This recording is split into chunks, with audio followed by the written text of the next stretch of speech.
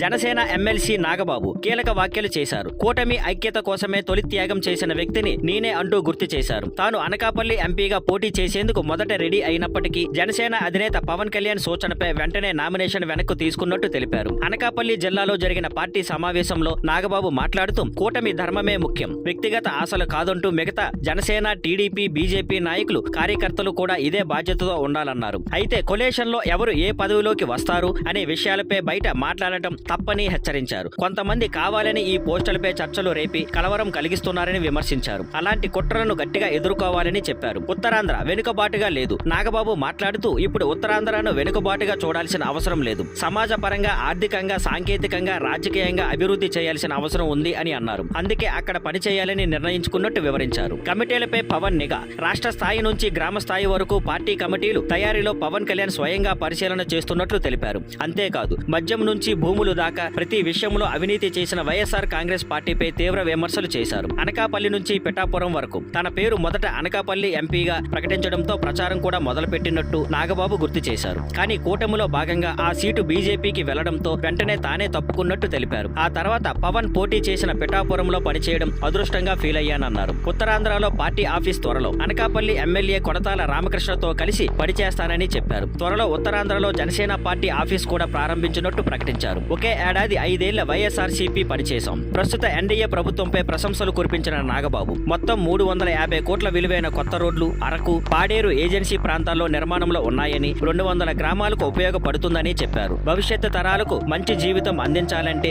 ఈ కూటమి ప్రభుత్వం కొనసాగాల్సిన అవసరం ఉందని పేర్కొన్నారు. గతంలో వివాదం, ఇప్పుడే శాంతి. కొన్ని నెలల క్రితం పవన్ విజయం జనసేన వలన మాత్రమే సాధ్యమైందని నాగబాబు చెప్పారని, దాంతో టీడీపీ శ్రేణుల్లో అసంతృప్తి ఏర్పడిన సంగతి గుర్తుండే ఉంటుంది. తూర్పు గోదావరి టీడీపీ నేత ఎస్వీఎస్ఎన్ వర్మ వంటి వారు చేసిన కృషిని పట్టించుకోకపోవడం కొలేషన్లో ఉద్రేకం కలిగించింది. కానీ ఆ విషయంలో చంద్రబాబు నాయుడు స్వయంగా వివరణ ఇచ్చి నాగబాబుకు భవిష్యత్తులో మంత్రివర్గంలో చోటు కల్పిస్తామన్న విషయంతో సమస్య తీరిపోయింది. తొలి త్యాగం చేశాను, కానీ మాటలు జాగ్రత్తగా ఉండాలి. సంక్లిప్తంగా చెప్పాలంటే నాగబాబు చేసిన త్యాగం కొలేషన్ ఐక్యతకు సంకేతమే. అయితే ఆయన మాటలు కూడా అదే స్పిరిట్ కి తగ్గట్టు ఉండాలి. అప్పుడే కూటమి 3వ దశలో గాడిలో పడుతుంది.